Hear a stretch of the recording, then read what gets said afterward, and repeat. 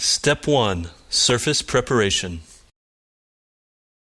Saturate a clean cotton cloth with naphtha solvent and wipe the propeller's surface. Clean the surface again using isopropyl alcohol.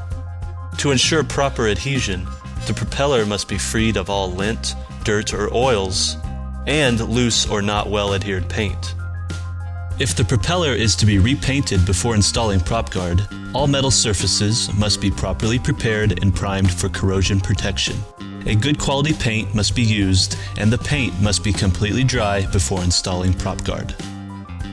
Step 2. Measuring.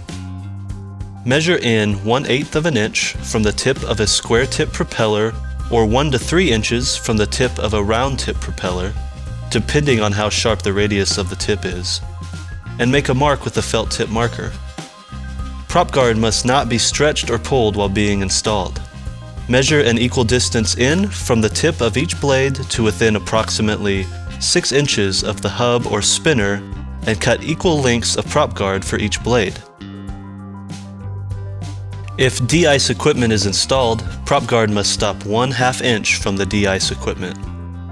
Save the unused boot for repairs as needed. Step 3. Applying adhesion accelerator. Apply a thin layer of prop guard adhesion accelerator to the painted propeller area that prop guard laminate will cover. Allow to dry for 15 minutes before applying the laminate. Also, do not use accelerator on the unpainted side of polished or anodized metal propellers. If accelerator is in a gelled state because of cool temperatures, hold the container under hot water for a few minutes. Step 4. Applying the abrasion boot.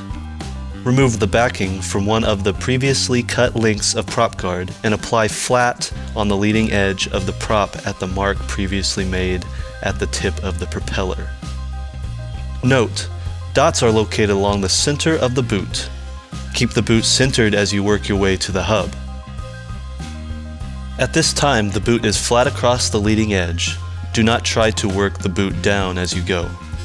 Now, using only the tips of your fingers, rub back and forth across the entire length of the prop, touching only the sharp part of the blade, the leading edge.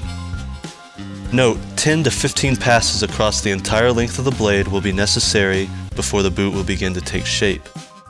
If the boot prematurely starts to lay down, the backing, that was previously removed, may be inserted between the boot and the blade, and as you work your way down, the backing should be removed a little bit at a time. Position your fingertips slightly down on the flat of the blade in small increments while going back and forth the entire length of the blade. Care should be taken to keep air bubbles from forming under the laminate. Repeat on other side of the blade.